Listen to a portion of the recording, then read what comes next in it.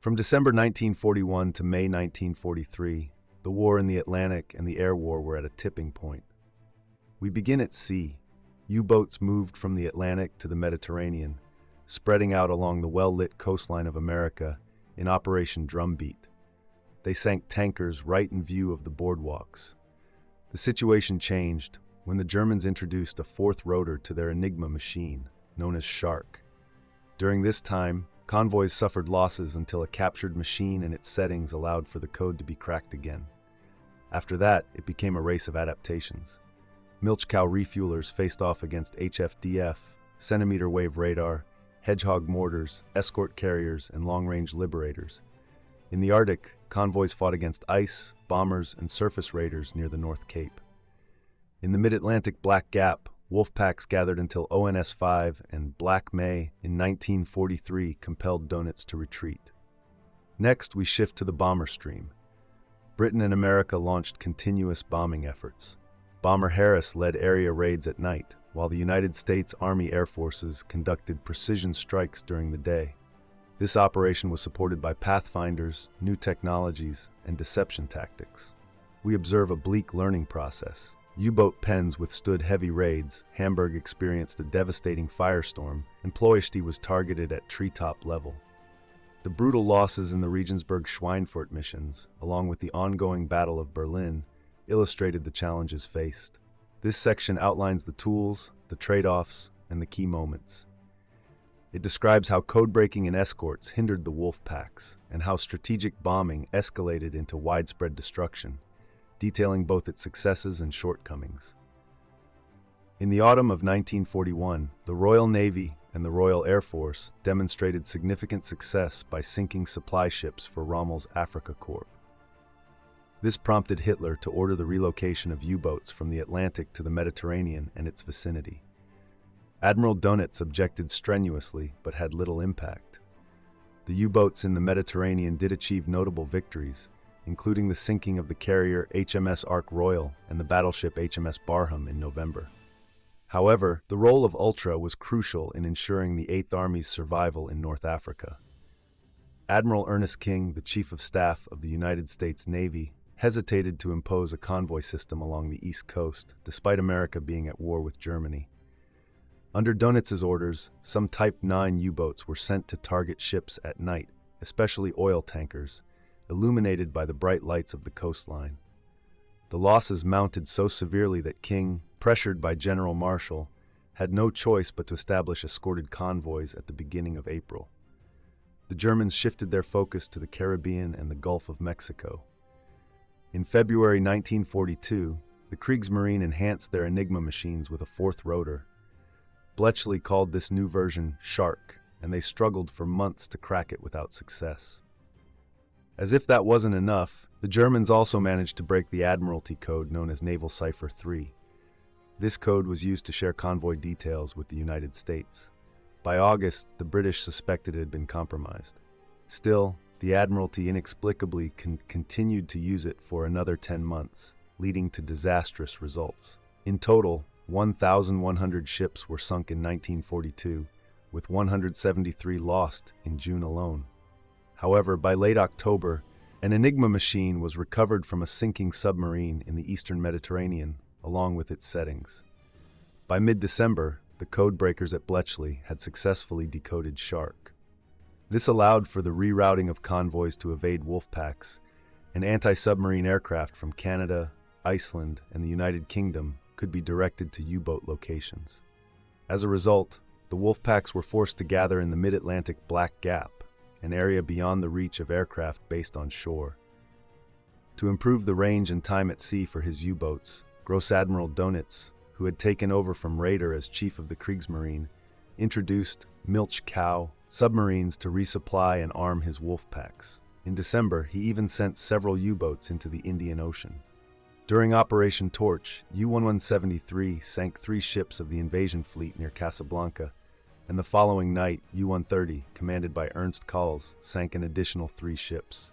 Meanwhile, the dangerous hell run of the Arctic convoys persisted. During the summer months, the nights were so brief that escorts and merchant ships faced incessant air attacks from Luftwaffe bases in northern Norway. In addition to U-boats, the Kriegsmarine deployed heavy destroyers from their bases in the fjords. In winter, the ships would accumulate ice on their superstructures, which had to be chipped away with axes. For any crew member from a sinking vessel, jumping into the sea meant little chance of survival, as they would succumb to hypothermia in just 3 minutes.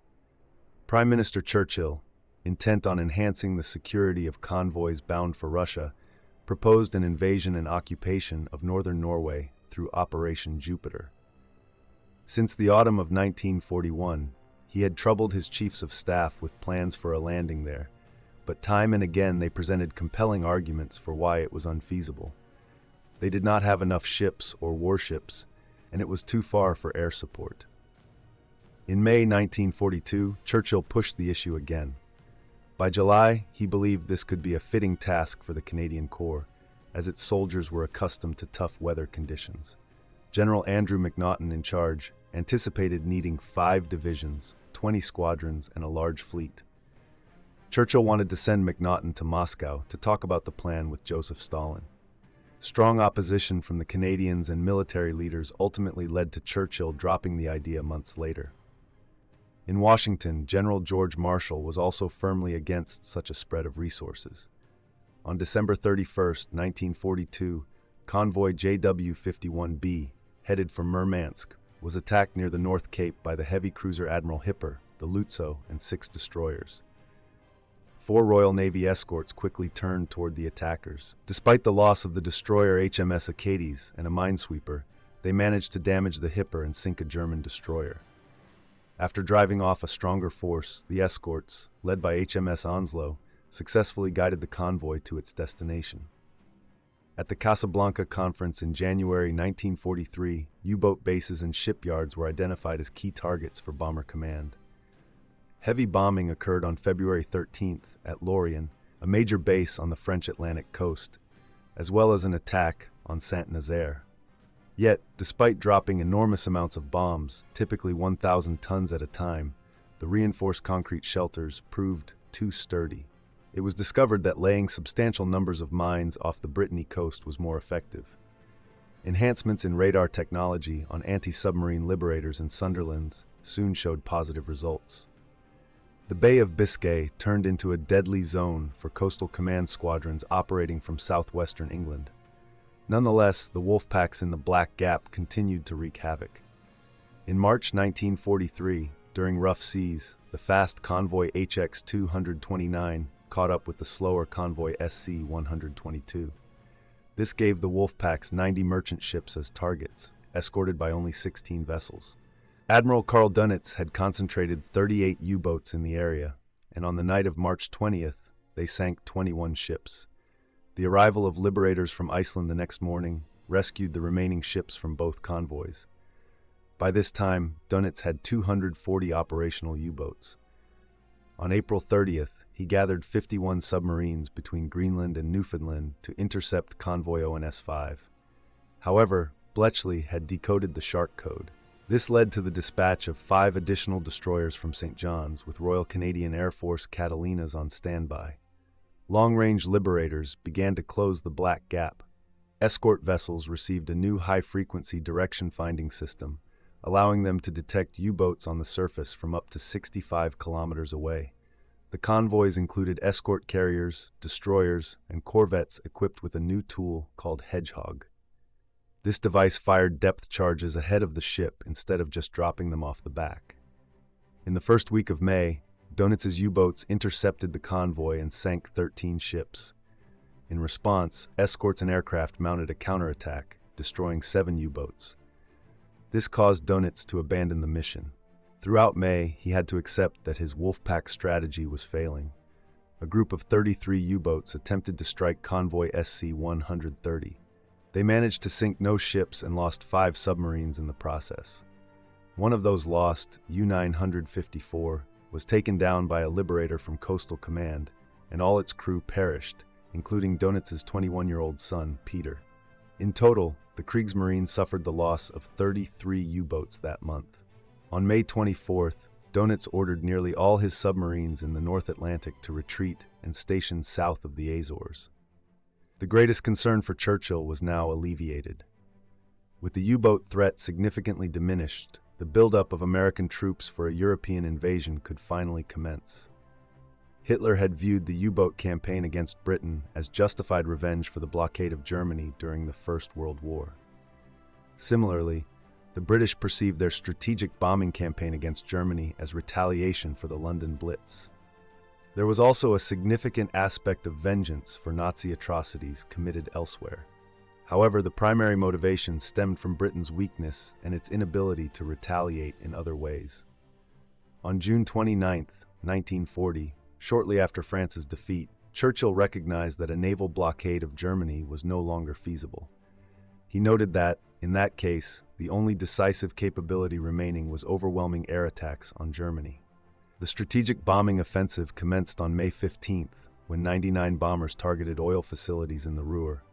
Yet, during the first year of Bomber Command's missions, the attacks proved mostly ineffective.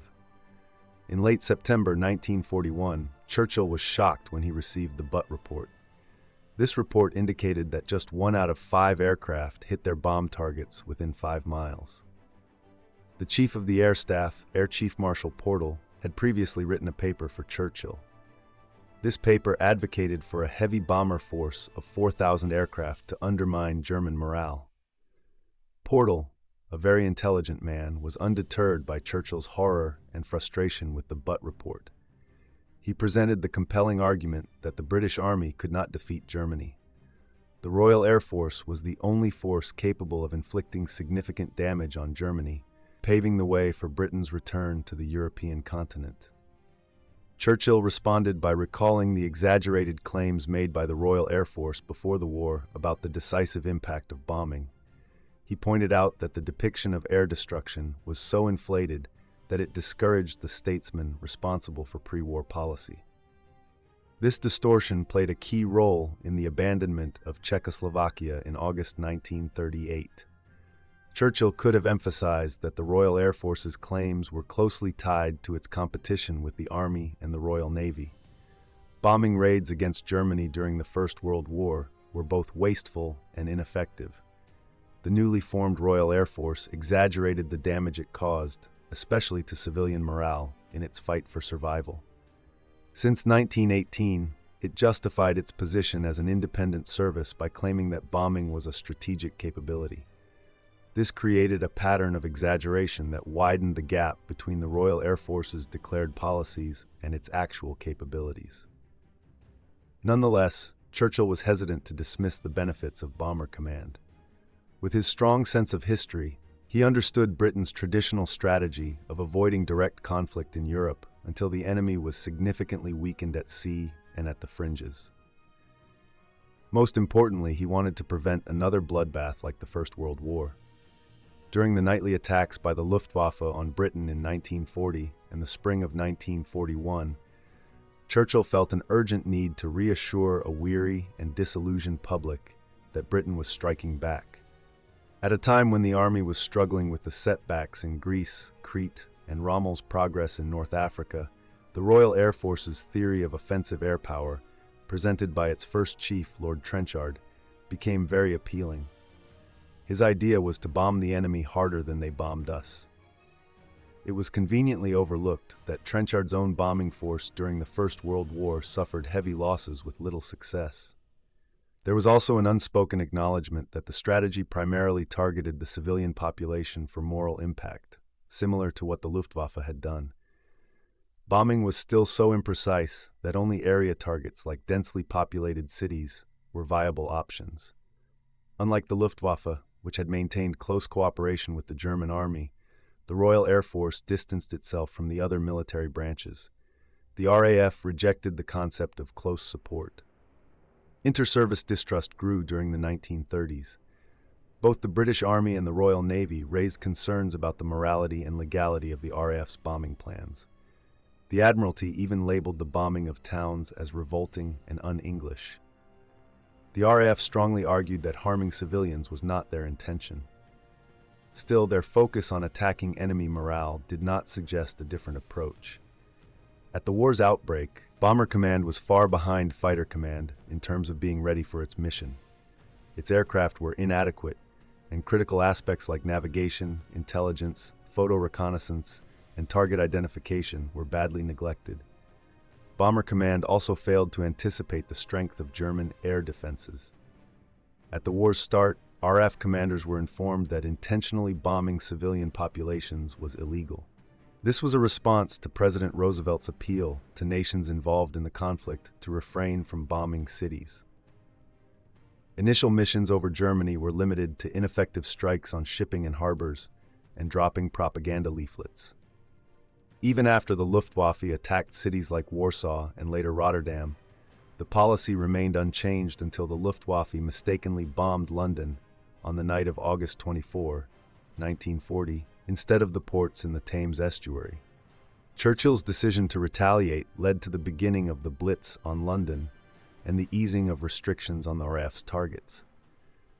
Despite all of Bomber Command's assertions during the interwar years, its fleet of Wellingtons and Handley Page Hamptons failed to defend themselves against fighters. They struggled to locate their targets even during the day, and when they did find them, they could not cause significant damage. This failure was a considerable embarrassment for the Royal Air Force. Winston Churchill, bolstered by a completely optimistic view of Germany's economic weaknesses, pushed forward with plans to strengthen Bomber Command. He overlooked the fact that the Luftwaffe's attacks on Britain failed to destroy either key infrastructure or civilian morale when considering the potential for victory through bombing alone. The factories and oil production in Germany were not large enough targets for the unpredictable nature of aerial bombing. Air Chief Marshal Sir Charles Portal argued that the German raids on London in 1940 enabled Britain to take the gloves off. He proposed returning to the Royal Air Force's old strategy of achieving a moral effect by bombing cities that were targets they could reliably hit. Churchill agreed with this strategy. On December 16, 1940, just a month after Coventry was destroyed, Bomber Command conducted its first intentional area raid on Mannheim.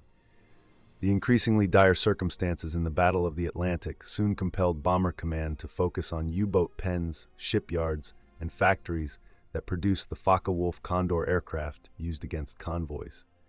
Then, in July 1941, the push within the Royal Air Force for the area bombing of cities grew more intense, with passionate support from Lord Trenchard.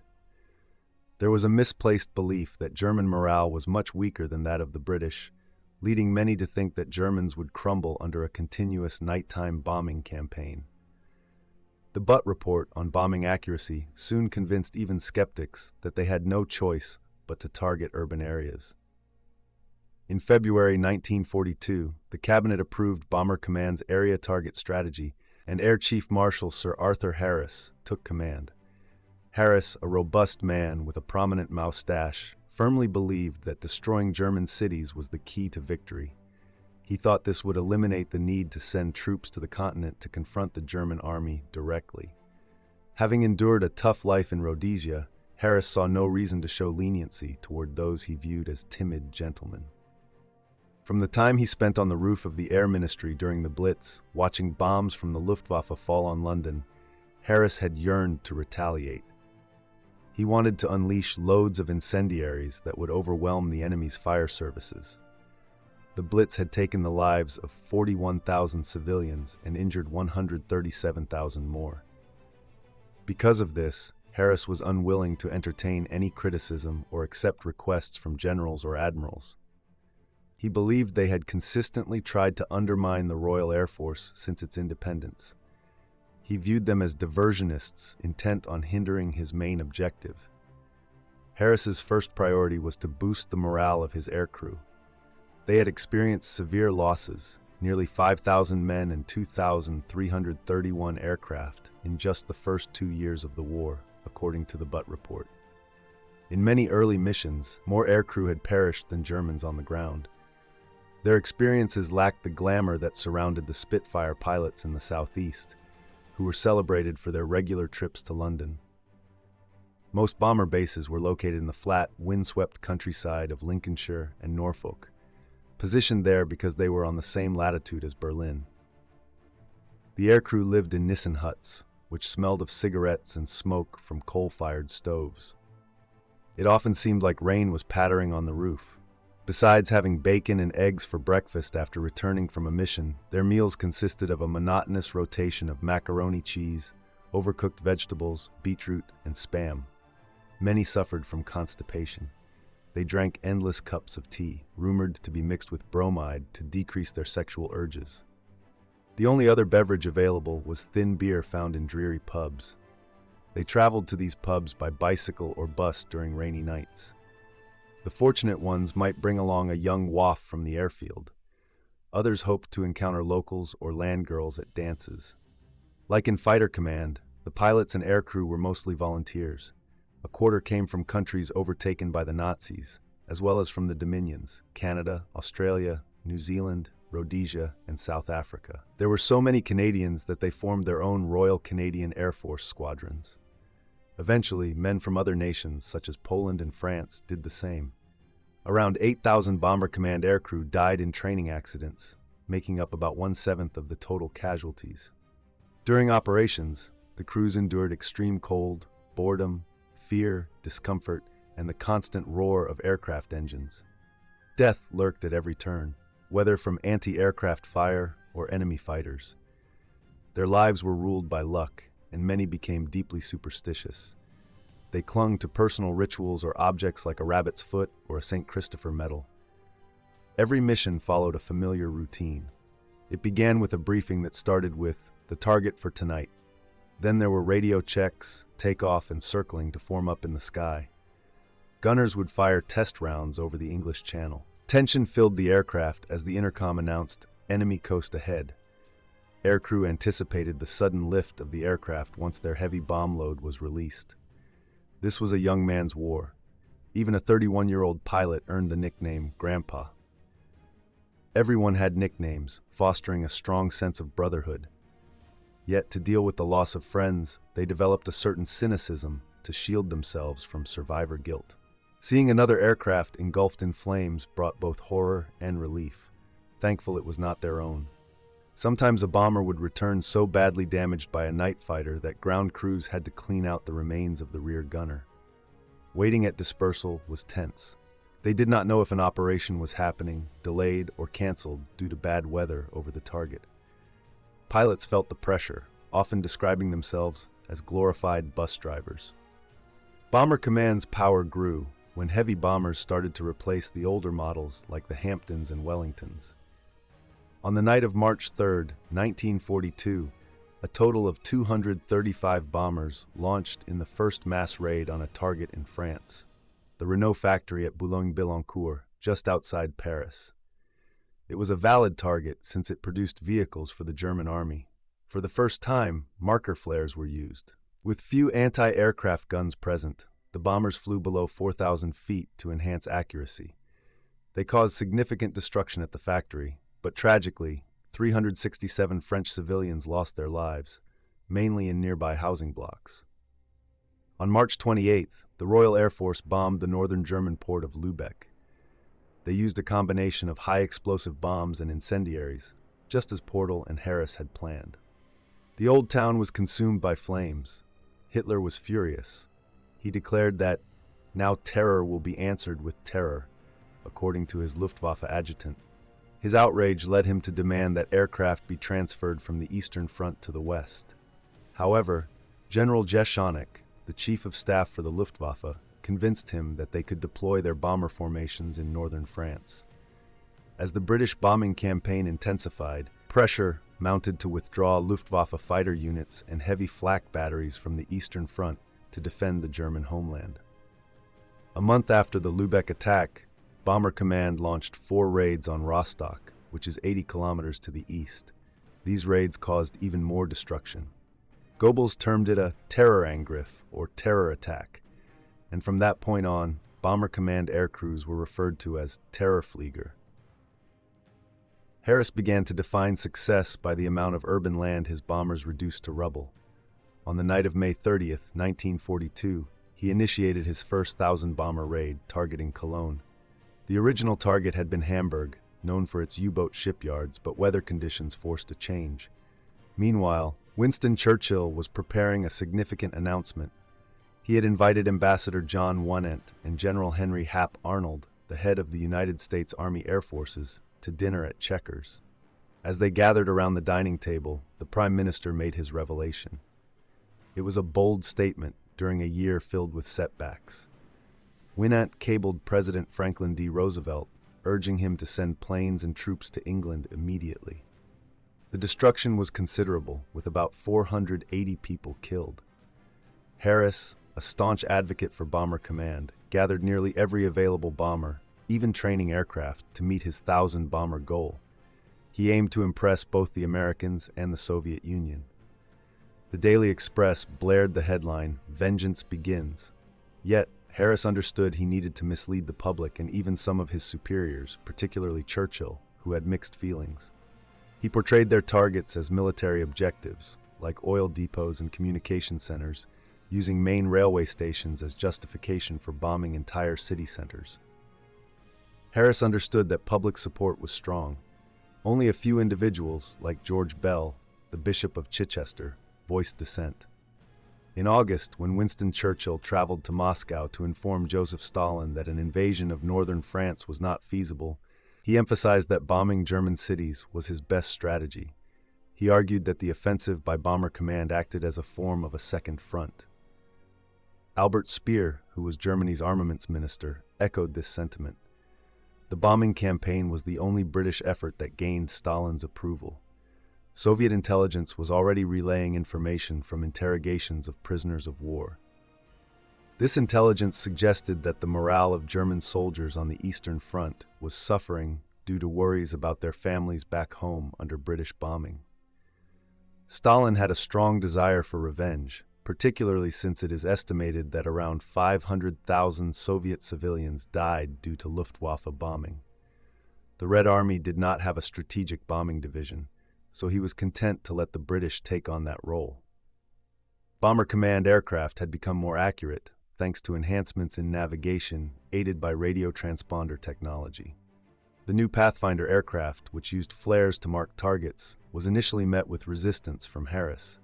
However, he was ultimately overridden by Sir Charles Portal and the air staff. Meanwhile, German anti-aircraft defenses grew stronger. In Berlin, Hitler commanded the creation of massive concrete flak towers with heavy anti-aircraft guns positioned on top. As Bomber Command increased its sorties over Germany, especially over the Ruhr, which was ironically called Happy Valley, casualties climbed steadily. Families of the fallen received official notifications and then condolence letters from the squadron or station commander. Later on, personal belongings like cufflinks, clothing, hairbrushes, and shaving kits would be returned, and if the airman had a car, arrangements could be made for collection. The worst thing is seeing the flak, reflected the 24-year-old Wing Commander Guy Gibson, who led 617 Squadron in the famous Dam Buster raid on the night of May 16, 1943. You must leave your imagination behind, or it will do you harm. Experiencing the flak firsthand was even more daunting. A shell exploding beneath you can lift the plane about 50 feet into the air, noted the actor Denholm Elliott, who was serving as a wireless operator in a Halifax. You certainly find yourself praying instantly. The unseen casualties were those who cracked before they completed their 30-mission tour. LMF, or lacking in moral fiber, was the term the Royal Air Force used for cowardice or combat shock. Throughout much of the war, the Royal Air Force seemed to be even harsher than the Army in dealing with psychological casualties. In total, 2,989 flight personnel in Bomber Command were diagnosed with combat stress. Just over one-third of them were pilots. Most notably, training seemed to be an even more stressful experience than night bombing. In the summer of 1942, the United States 8th Air Force began to form in Britain. Major General Carl A. Spaatz arrived in May to oversee all United States air operations in Europe. The bomber force of the 8th was led by Brigadier General Ira C. Eaker. To the surprise of the Royal Air Force, who had attempted it and suffered, the Americans declared that their bombing campaign would take place during the day.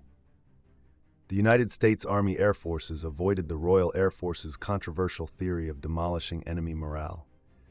Its leaders asserted that, with their Norden bomb sight, they would conduct precision bombing on crucial points of the enemy's industrial system. However, target intelligence was not an exact science. To attain such precision, they also required perfect visibility and a clear target that was not heavily defended.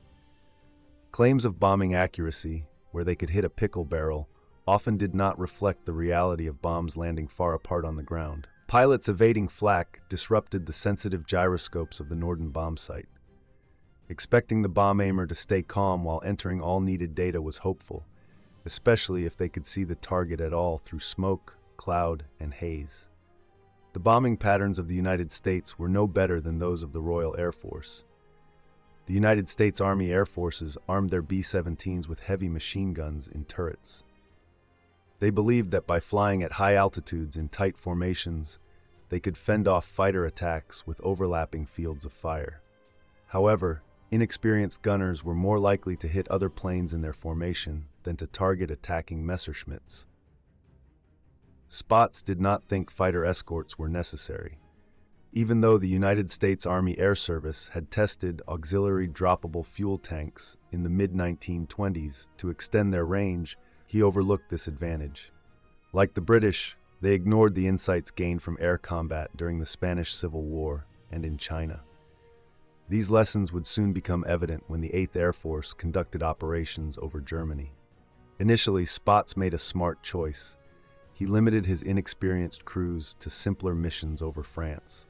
On August 17th, a group of 12 B-17 Flying Fortresses embarked on their first mission under the leadership of Eaker. Spaatz had wanted to participate himself, but since he had access to intelligence through Ultra, that plan was shelved. The target for the bombers was the marshalling yards in Rouen, located in northern France, which allowed for Spitfire fighter protection. There were no anti-aircraft defenses in place, and the Spitfire escorts successfully drove off some Messerschmitts during the return flight. The crews were met with heroes' welcomes from journalists and enthusiastic celebrations upon their return. However, both Winston Churchill and Portal were worried about the slow increase of American bomber strength in Britain, particularly because of their persistent focus on daylight bombing. This slow buildup was primarily due to resources being redirected to support the 12th Air Force operations in North Africa. Under General Arnold's leadership, the United States Army Air Forces expanded rapidly. In the beginning, it enjoyed strong relationships among its leaders. In contrast, the Royal Air Force often faced internal conflicts, mainly due to Harris's stubbornness and his disdain for the air staff, whom he believed were even less competent than the Army and Royal Navy. Harris mocked those he referred to as oilies, supporters of bombing fuel installations, and called the proponents of specific target attacks panacea mongers. Nonetheless, American commanders were equally unwavering in their belief in daylight precision bombing. Even the challenging European weather, with its dense clouds, failed to persuade them that they were not hitting their targets. During the critical phase of the Battle of the Atlantic, in late 1942, both Bomber Command and the 8th Air Force targeted U-boat pens along France's Atlantic coast. However, the massive concrete structures resisted damage, even when direct hits occurred, which were quite rare due to the harsh weather that winter. The port towns nearby, Saint-Nazaire and Lorient, were completely destroyed. Looking back, the only silver lining for the Allies was that this massive diversion of concrete significantly delayed the construction of Hitler's Atlantic Wall. This was a series of coastal defenses aimed at protecting against the invasion of Northern Europe. During the raid on the pens at Saint-Nazaire on November 23rd, the Luftwaffe employed new tactics against the bombers. Previously, German pilots had attacked from behind. This time, with 30 of the new Focke-Wulf 190, they approached head-on, wingtip to wingtip. It required great courage and skill from the fighter pilots, but the plexiglass nose housing the bomb aimer of the Fortress remained the weakest point. For the crew in the front of the bomber, it was a frightening experience. Like the Royal Air Force aircrew, the Americans struggled with the uncertainty of waiting and the disappointment of mission cancellations due to bad weather. Only 2 or 3 days each 10-day stretch offered visibility good enough to spot the target. American bomber crews also had their own superstitions and rituals. Some wore sweaters backward, carried lucky coins, or insisted on flying in the same plane. They detested being reassigned to a different aircraft. The freezing winds were particularly brutal for waist gunners manning open doors. While some crew members had electrically heated boots, gloves, and overalls, these rarely functioned properly. In their first year of operations, more men suffered from frostbite than from combat injuries. Turret gunners, confined to their cramped positions for hours over enemy territory, had to urinate in their trousers. The resulting damp patches often froze. If a gun jammed, crew members would remove their gloves to clear the blockage, causing their skin to stick to the icy metal. Any man severely injured by flak or cannon fire risked dying from hypothermia before the damaged aircraft could get back to base. If enemy fire disrupted the oxygen supply, crew members would faint until the pilot could descend below 20,000 feet. Although fewer than 100 deaths resulted from anoxic conditions, most aircrew experienced it at some point. In thick clouds, mid-air collisions were common, and many aircraft crashed upon returning to base in bad weather. The most shocking moment was witnessing another aircraft nearby explode in a massive fireball. Many pilots turned to whiskey each evening to soothe their nerves, anxiously trying to avoid the recurring nightmares that plagued more of them. They experienced dreams filled with images of severely injured comrades, burning engines, and fuselages torn apart by cannon fire. Similar to the Royal Air Force, combat fatigue became widespread. In their own words, men described feeling flak-happy or suffering from Focke-Wulf jitters. Many experienced shaking, and some had fainting spells or temporary blindness, while others faced moments of catatonia. These were expected reactions to the stress of being in extreme danger. Some men showed delayed reactions. They appeared to manage after traumatic events only to break down weeks later. Accurate statistics on psychological breakdowns were scarce since commanders tried to hide the issue. Major Curtis LeMay, who had newly arrived with the 305th Bombing Group, was shocked to find American pilots zigzagging over targets to avoid flak, which ruined their bombing precision. LeMay, a combative figure who later inspired the character General Jack D. Ripper in Stanley Kubrick's film Dr. Strangelove, deemed this approach entirely ineffective. He instructed his pilots to maintain a steady course during bombing runs. Air reconnaissance revealed that during the Saint-Nazaire raid on November 23rd, the 305th achieved twice the usual number of direct hits. Yet even with LeMay's changes, less than 3% of bombs landed within 1,000 feet of the target. The United States Army Air Force's initial claims of pickle-barrel bombing seemed overly ambitious. LeMay then implemented a new strategy. He placed his best navigators and bombardiers in the lead aircraft, removed the Norden bomb sight from the rest, and instructed the other captains to drop their bombs only when the leaders did. However, the spread of the aircraft formation still meant many bombs would miss the target, regardless of the leader's accuracy. The combination of German flak batteries now firing in boxes, along with intensified enemy fighter attacks, further reduced bombing accuracy. Maintaining a tight formation for protection against fighters also created a more concentrated target for flak from the ground. A historian of the American bombing campaign noted that the 8th Air Force struggled to achieve both maximum precision and maximum protection in their bombing efforts. This dilemma led them toward carpet bombing, where some bombs hit their intended targets while others scattered unpredictably. It was the realities of combat, rather than theoretical plans made before the war, that pushed the 8th Air Force toward indiscriminate area attacks like those of Bomber Harris. During the Casablanca Conference in January 1943, General Eaker received word from General Arnold that President Roosevelt had approved a shift for the 8th Air Force to conduct night bombing missions alongside the Royal Air Force. Eaker attempted to persuade Prime Minister Churchill that daylight bombing was more effective.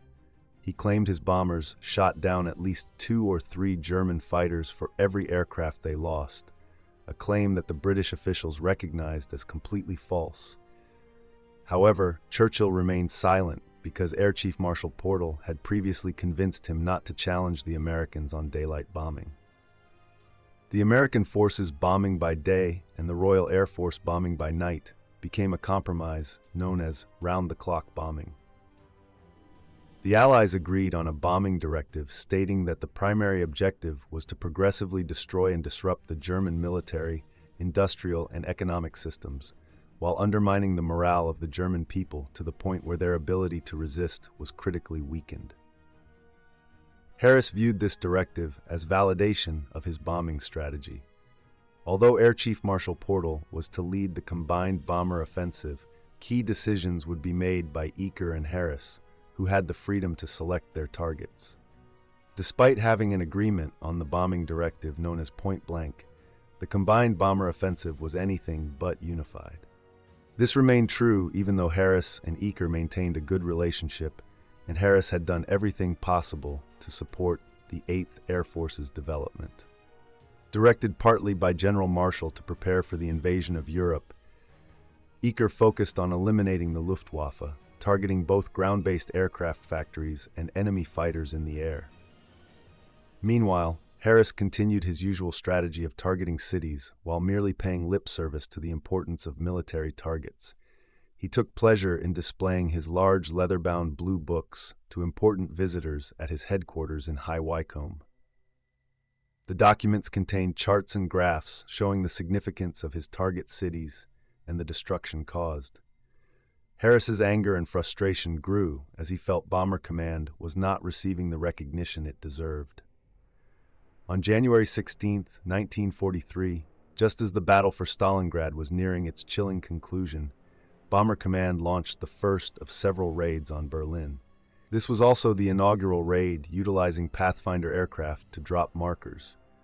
11 days later, the 8th Air Force attacked targets in Germany for the first time, focusing on U-boat construction yards along the northern coasts.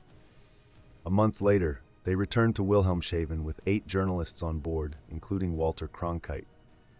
Soon, film director William Wyler and actor Clark Gable started flying with the 8th Air Force, adding a level of glamour that the Royal Air Force Bomber Command could never achieve. Harris's desire for media coverage seemed minor compared to the public relations efforts of General Karl Spaatz and General Ira Eaker. On March 5th, Bomber Command resumed its assaults on Germany's industrial core, particularly targeting Essen. The raid on March 12th destroyed a Panzer construction facility, slowing down production of both Tiger and Panther tanks, and thus delaying the significant Kursk offensive. The 8th Air Force quickly joined what became known as the Battle of the Ruhr, with total German casualties reaching 21,000. Hermann Goering, embarrassed by the Luftwaffe's failure to defend against the Allied attacks, withdrew more fighter groups from the Eastern Front for domestic defense. While this was not one of the Allies' stated objectives, its impact on the war's outcome was likely far greater than the immediate damage inflicted. Not only did the Red Army aviation begin to gain air superiority, but Luftwaffe reconnaissance flights also had to be significantly reduced.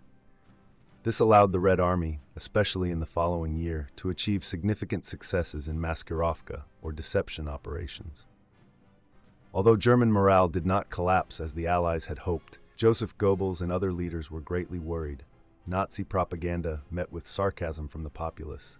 A famous poem from that time read, "Dear Tommy, keep flying. We are all Ruhr workers. Fly on to Berlin." They all shouted yes. "Dear Tommy, fly on. We are all workers from the Ruhr. Fly on to Berlin." They all shouted in agreement. This statement referred to Joseph Goebbels' speech given in February 1943 at the Sportpalast in Berlin after the Battle of Stalingrad. He stirred up the crowd by asking, "Do you want total war?" They responded with loud approval. In the spring of 1943, Allied air losses reached alarming numbers. Only 1 in 5 Royal Air Force aircrew members survived a 30-mission tour. On April 17th, the 8th Air Force lost 15 bombers to German fighters over Bremen. General Eaker, frustrated by the lack of promised reinforcements, informed General Arnold back in Washington that he could only muster a maximum of 123 bombers for a single mission. The 8th Air Force was not positioned to secure the air supremacy necessary for a successful invasion across the English Channel. General Arnold faced a challenging situation. Every theater of war was demanding more bombers. Yet in May, he decided to send reinforcements to Britain and initiated a vast program for constructing airfields in East Anglia. Fresh personnel were desperately needed, as the 8th Air Force had lost 188 bombers and 1,900 crew members in its first year of operations. Eaker ultimately recognized the urgent need for long-range fighter escorts. The bulky P-47 Thunderbolt could only reach the German border.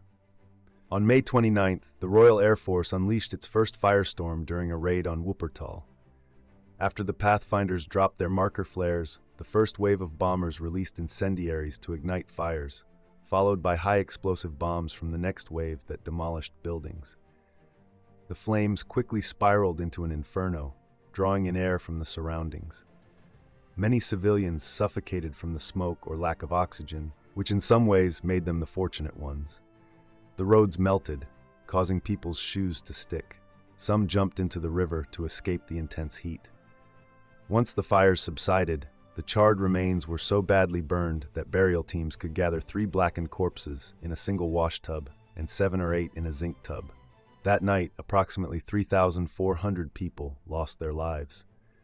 Just as the Luftwaffe had discovered in 1940, the Royal Air Force realized that incendiary bombs were essential for widespread destruction. They were lighter than conventional bombs and could be spread out in large quantities. Harris felt intense frustration whenever his relentless campaign against urban targets was interrupted, particularly when he had to reallocate his bombers to strike U-boat bases. He ramped up the bombing of cities, focusing especially on those that had already suffered damage. On June 10, 1943, the combined bomber offensive, known as Point Blank, officially commenced. 2 weeks later, just over a year since his first 1,000-bomber raid, he directed Bomber Command back to Cologne. The bomb incendiaries began to fall in the early hours of June 29th on the feast of St. Peter and St. Paul. Albert Beckers wrote, "All the inhabitants of the house were in the cellar. Above us, aircraft engines made the atmosphere tremble for quite some time. We were like rabbits in a warren. I worried about the water pipes. What would happen if they burst? Would we all drown? The air shook with explosions. We hadn't felt the barrage of incendiaries in the cellar, but above us, everything was ablaze. Then came the second wave, the explosives. You cannot imagine the fear of huddling in a hole when the air shakes, when eardrums burst from the blast, when the light goes out, oxygen runs low, and dust and debris fall from the ceiling. We had to navigate through the breach into the neighboring cellar." Journalist Heinz Pettenberg described the panic in the cellar of a friend's house, where 300 people sought refuge while fires raged above. He noted, with 2 other men, Fisher desperately fought to save the house. They often had to go downstairs to calm the frenzied group in the cellar. Fisher's wife blew a whistle, and Fisher rushed down with his pistol to bring order. All inhibitions had vanished. Beckers recalled, "The Weidmarkt presented a horrifying scene. Showers of sparks filled the air. Large and small burning pieces of wood floated down, igniting clothing and hair. A little boy, separated from his parents, stood next to me, pointing at the sparks. It became unbearably hot in that square. The fire created a wind and oxygen became scarce." A 16-year-old schoolgirl wrote, "Children were running around searching for their parents. A little girl was leading her mother, who had been blinded during the night, by the hand. By a large pile of rubble, I saw a priest. He was gritting his teeth and desperately clawing at the stones, brick by brick. An explosive bomb had buried his entire family there. We walked through the narrow alleys, which felt like an oven. The cellars released the smell of burning corpses. Everywhere, you could hear the screams of the wounded. People were making desperate calls or knocking as they tried to get help while trapped underground. A 14-year-old girl from the BDM, the female equivalent of the Hitler Youth, wrote about how people were calling out the names of the missing.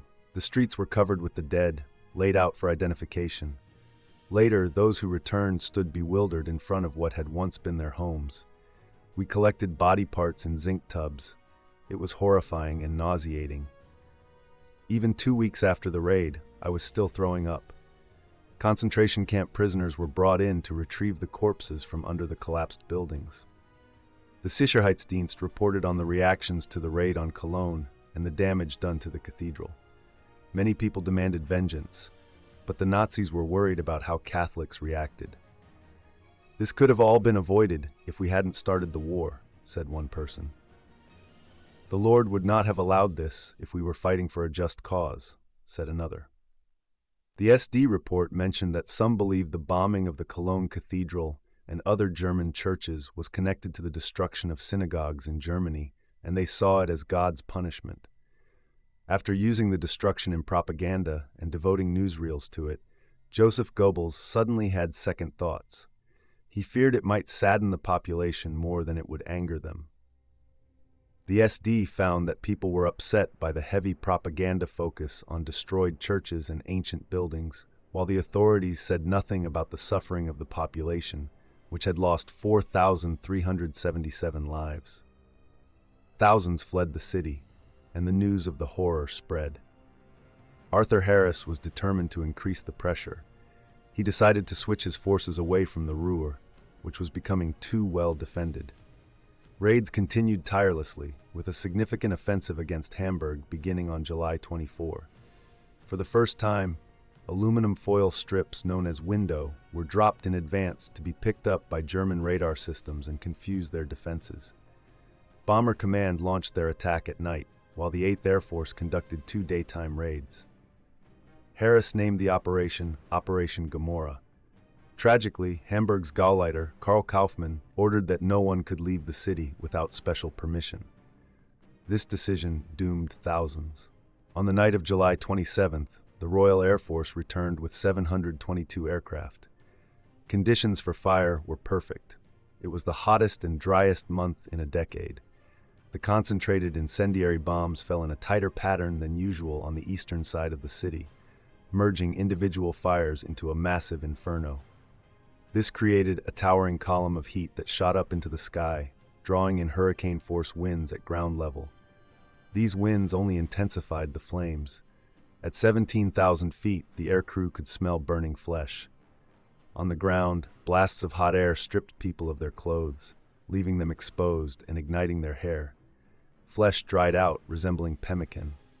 As seen in Wuppertal, the tarmac became so hot that people stuck to it like insects on flypaper. Houses erupted into flames in an instant. The fire service was quickly overwhelmed. Civilians hiding in cellars suffocated or perished from smoke inhalation or carbon monoxide poisoning. According to Hamburg authorities, these victims made up 70 to 80% of the 40,000 who died. Many bodies were so charred they were never recovered. Survivors fled to the countryside and beyond.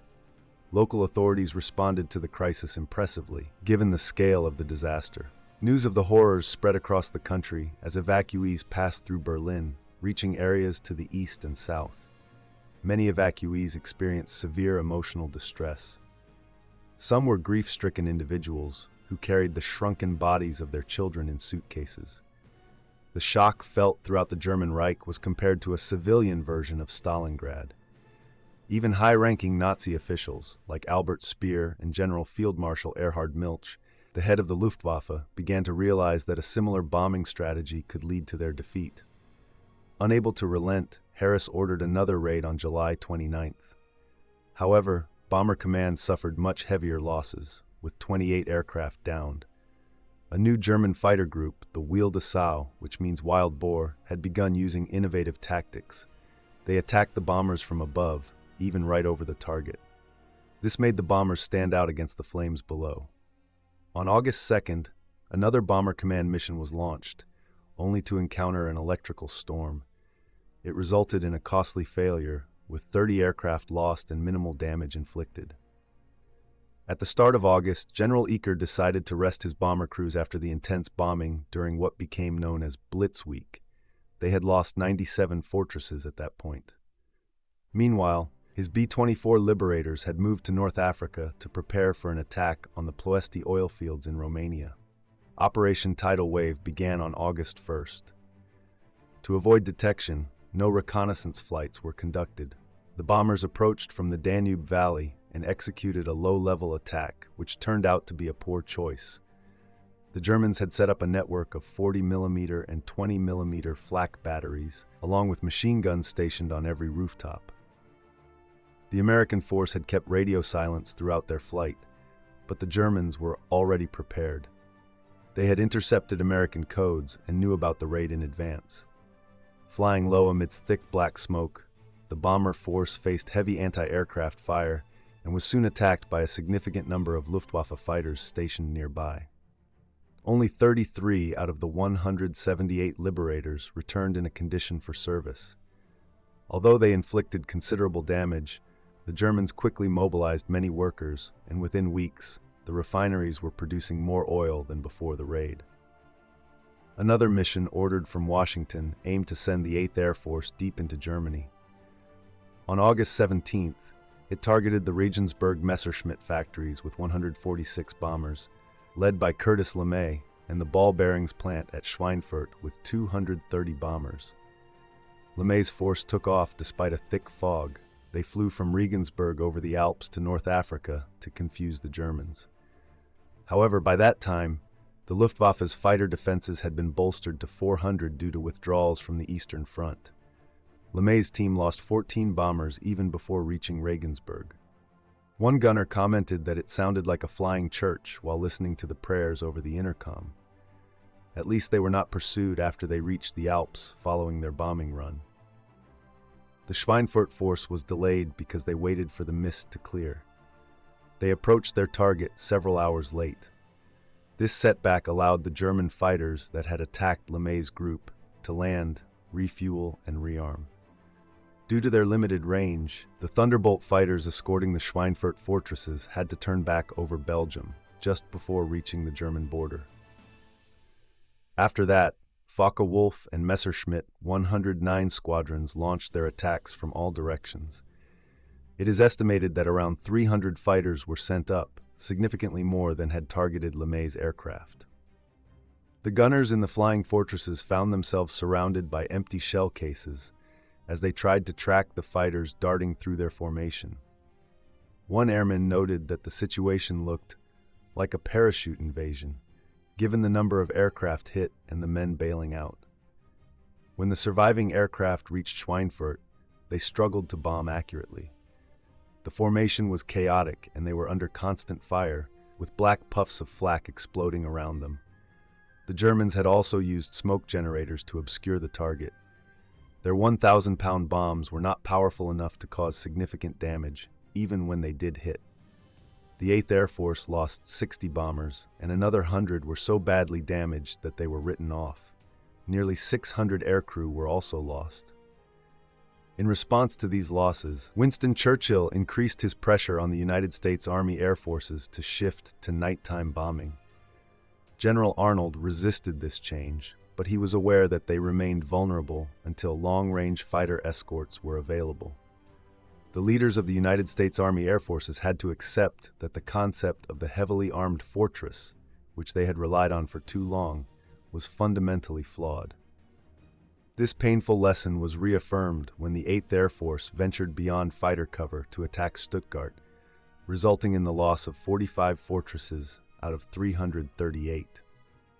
During the Regensburg-Schweinfurt operation, the Luftwaffe lost 47 fighters in the extensive air battle, contributing to a total of 334 shot down in August. More alarmingly, they were also losing too many experienced pilots. This loss of skilled personnel damaged Germany's defenses far more than the impact LeMay's forces had on the Messerschmitt factory in Regensburg. On August 18th, after intense blame from Adolf Hitler for the destruction of Hamburg and other attacks, General Jeschonnek, the head of the Luftwaffe, took his own life. Hitler showed no concern for Jeschonnek. Instead, he became even more focused on developing the vengeance weapons, such as the V-1 flying bomb and the V-2 rocket. His main goal was to instill greater fear in his adversaries. Bomber Command, having targeted the research base for V-weapons at Peenemünde on the Baltic coast, began the Battle of Berlin. Arthur Harris was convinced that if he could devastate the Nazi capital in the same way his aircraft had destroyed Hamburg, Germany would surrender by April 1st, 1944. To the frustration of General Adolf Galland, the Luftwaffe fighter chief, and General Feldmarschall Milch, Hitler refused to increase fighter production. His trust in Hermann Göring and the Luftwaffe was greatly shaken. He relied on his enormous concrete flak towers to protect Berlin. Although the anti-aircraft fire and the weaving beams from searchlights created a frightening scene for Royal Air Force pilots approaching the city, anti-aircraft fire accounted for a much smaller portion of their casualties compared to Luftwaffe night fighters. Pathfinder aircraft illuminated Berlin with red and green marker flares, which the Germans called Christmas trees. Then Lancasters and Halifaxes bombed the city thoroughly. Following Harris's command, each Lancaster now carried 5 tons of bombs. In his diary, Joseph Goebbels described the sky over Berlin as having a blood-red, haunting beauty after one of the largest air raids. He admitted that he could no longer bear to watch it. Yet Goebbels was among the very few Nazi leaders who went out to interact with the victims of the attacks. Ordinary Berliners faced serious challenges. They tried to get to work on time while navigating streets blocked by rubble. Tram tracks were twisted into strange shapes, and S-Bahn trains were canceled due to damage. Civilians appeared pale and exhausted from lack of sleep as they hurried along. Those displaced from their homes either had to stay with friends or hoped to be relocated by the authorities. The housing had generally been taken from Jewish families, most of whom had already been sent to the east. Like in many cities, residents could buy clothes and household items at low prices from abandoned Jewish homes. Few took a moment to consider the fate of the previous occupants. However, a surprising number of Jews, estimated between 5,000 and 7,000, had gone underground and were referred to as submarines. Some were hiding in the city. They stayed in the homes of supportive anti-Nazis or in small summer houses on allotments. Those who could easily pass for Aryans removed the yellow stars from their clothes. They obtained fake papers and blended in with the local population. Everyone lived in fear of arrest at any moment. This could come from an SA patrol on the street or Gestapo agents in plain clothes, guided by a Jewish Greifer, or catcher, who had been coerced into identifying and denouncing submarines with the false hope that their own families might be saved. At night, when the sirens wailed, residents would head to air raid shelters, cellars, or the large caverns of the flak towers. They carried thermoses, small cardboard suitcases with sandwiches, valuables, and important documents. With a touch of Berliner humor, the sirens were jokingly referred to as Meyer's trumpet. This was a nod to Hermann Göring's ridiculous claim at the start of the war that if the Royal Air Force ever bombed Berlin, his name would be Meyer. The Zoo Flak Tower in Tiergarten could accommodate 18,000 people. The diarist Ursula von Kardorff compared it to a stage set for the prison scene in Fidelio. Couples embraced on concrete spiral staircases, as if participating in a bizarre, fancy dress ball. In ordinary shelters, known as Luftschutzräume, the air was stale. The space filled with unwashed bodies led to the common issue of halitosis. Many residents suffered from poor dental health due to vitamin deficiency. These shelters were illuminated by blue lights, and arrows along with letters on the walls were painted in luminous paint to aid visibility if the electricity failed. In the cellars beneath buildings, families sat in rows facing each other, resembling passengers in a subway train. As bombs shook the buildings above, some engaged in odd survival rituals, such as wrapping their heads in towels. But when buildings were struck or ignited, smoke and dust filled the cellars, leading to panic among those trapped below.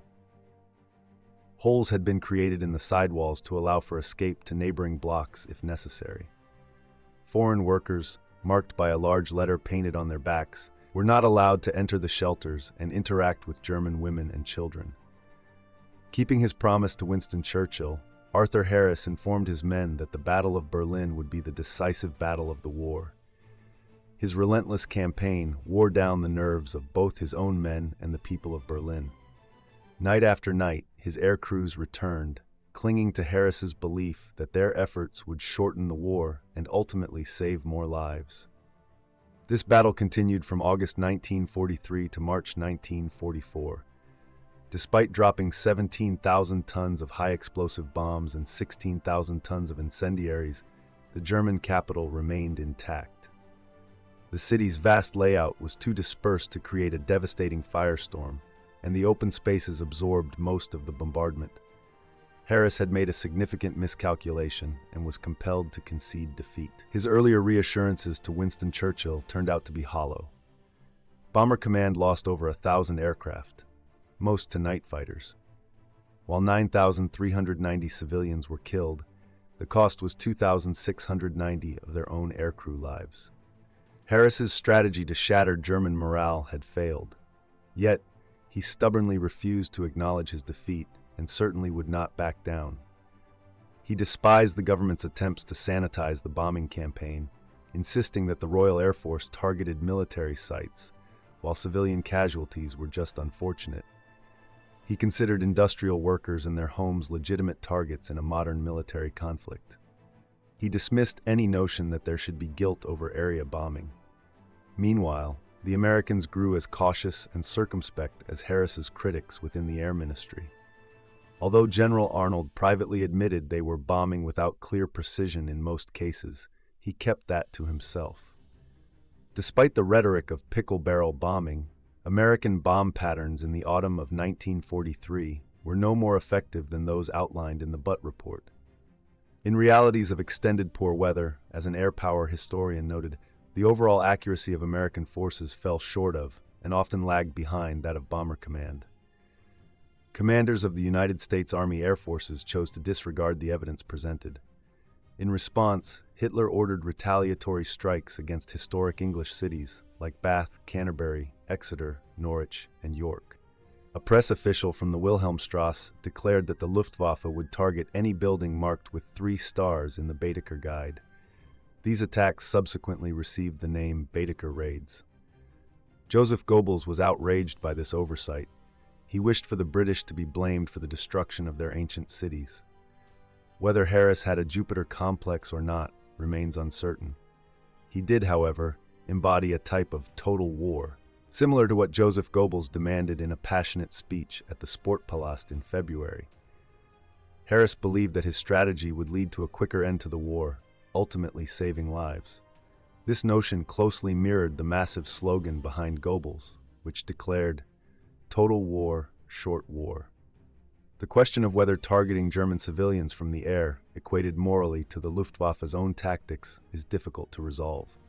Nevertheless, in terms of statistics, the combined bomber offensive proved to be somewhat less lethal overall when considering the deaths of citizens from Western Europe, Central Europe, the Balkans, and the Soviet Union caused by the Luftwaffe.